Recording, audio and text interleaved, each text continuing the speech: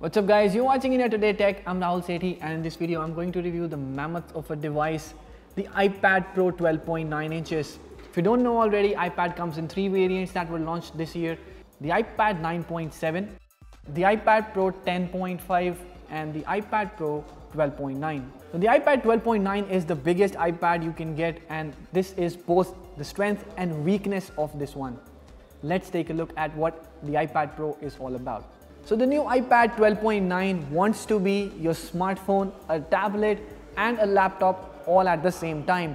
I mean, like the iPhone 10, Apple did away with the Touch ID and gave it a Face ID to give it more screen area.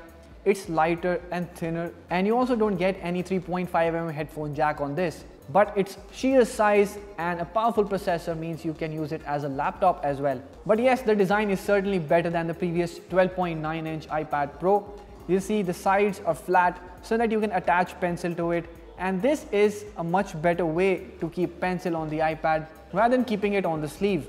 So Apple probably believes that people who don't want to use the pencil would rather buy the iPad 10.5. Anyways, the tablet is made out of metal fully. It has 3 contact points at the back side, so you see it is very easily attachable to the cover, and you don't need to separately pair it with the iPad. You just need to place the iPad on the folio and tada, it is attached.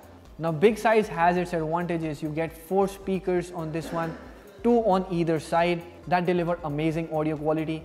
And Apple has also replaced the Lightning port with the Type-C USB port this time, so it's more versatile. You can connect various devices like printers or even a camera.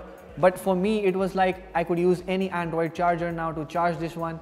So that is also a great thing. Now the iPad Pro 12.9 is a huge device, and to use it properly and fully, you would really need the folio that Apple is selling for about 18,000 rupees. Because the display is so big that you can run a lot of apps very comfortably on this one. So for example, if I'm working on a document, I've opened the document itself, there is YouTube running in the background on the side window, and I can also open the browser. So there are multiple windows and you get a lot of area to work on without any trouble. That is the best thing about the iPad Pro. Although the aspect ratio is not such that you can watch movies in widescreen, so it doesn't really fill the screen. But Apple also took entertainment very seriously with this device. I mean, it has 4 speakers that deliver multi-directional sound, and it's not only a surround sound effect that you also get very good bass, and you also get very good clarity and instrument and voice separation while you're watching movies or listening to music. I mean, if there's a tablet that's meant for watching movies or playing games or even watching YouTube to the fullest, this is the one. The display on iPad Pro 12.9 is amazing. I mean, it has amazing sharpness and brightness levels. It's not OLED, it's a regular LCD panel, but like all latest Apple devices, you get a very sharp and crisp display. The colors appear very natural and everything is like floating on the screen. It's so close to the touch screen. Now of course, a big screen has its drawbacks. You would need a lot of space to store this device.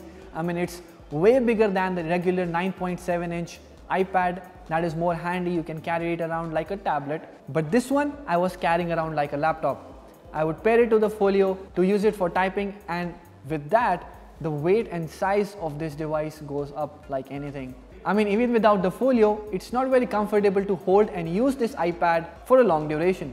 I mean, just in about 10 or 15 minutes of watching, I would like to keep it somewhere so that I can, rest my hands and watch the movie without any trouble. Or even if I would pick it up for usual web surfing or watching YouTube, I wouldn't use it for more than 10 or 15 minutes, thanks to its big and bulky size. But if you are the one who would be using pencil to create graphics on this one, this size is meant for you.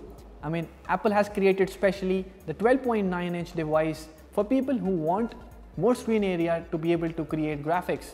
I mean, Apple has specially made the iPad Pro 12.9 for people who want bigger space on a tablet form factor. And that is where the pencil comes in. The Apple Pencil is available for purchase separately at 10,000 rupees, and it comes in handy to do things like create graphics. The pencil works very smoothly on the iPad, it's very responsive, and it glides on the surface like anything. But what we really loved about it is the design. I mean, it's so seamlessly integrated with the iPad. It connects to the iPad with the Bluetooth, but you would not even feel that there is a connection required. It also needs charging, and that again you would not really feel, because unlike the older iPad 12.9, it does not need to be stuck in the USB port. You just need to place the pencil at the top position. It will figure out itself how it needs to attach because there is a magnetic strip, and it will start charging. But I think it could have been given more features to make it more versatile.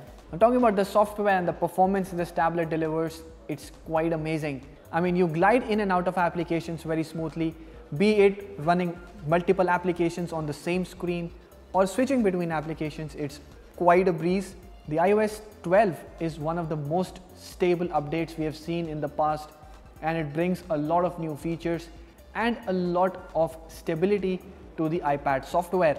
We have seen no bugs, app crashes or freezes, and that is what Apple is known for. Its app ecosystem is so finely integrated with the software that it gives you a very distraction-free experience. The Face ID is very fast and works seamlessly, but there is another aspect to the iOS 12 depending upon your use case. I mean, if you're looking to replace your laptop with the iPad Pro 12.9, I think there will be some limiting factors of the iOS 12 that you should know about. For example, you can use apps like LumaFusion for video editing, but more advanced applications like the Final Cut Pro are not available for the iOS 12.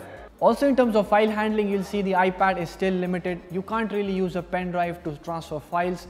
There's no file manager on this one, so you can't really even properly see the downloaded files right now. Or for example, if you download a lot of attachments and they are in a zip format, you will need to go through a lot of trouble to get your files unzipped. Now, the iPad Pro 12.9 ships with an 18-watt adapter, and that charges it within 2.5 hours, which is very decent because the iPad Pro has a very big battery, and that needs to power a very big display. While surfing web and working on documents, the iPad stayed for about a day, which is quite nice. And in extensive use cases like working outdoors with full brightness, using internet on 4G or Wi-Fi, and listening to music or watching movies, you'll see the battery drains faster, but still it would return about 8 to 10 hours of backup, which is amazing. But the good part is iPad now uses a Type-C USB port, which is more universal. So chances are you will find a charger around to fill it up with the battery again. Now, the front and rear cameras on the iPad Pro are also quite amazing. I mean, for a tablet, they deliver quite good experience. The front has amazing low light capabilities and face detection as well. So while video calling, it comes in really handy.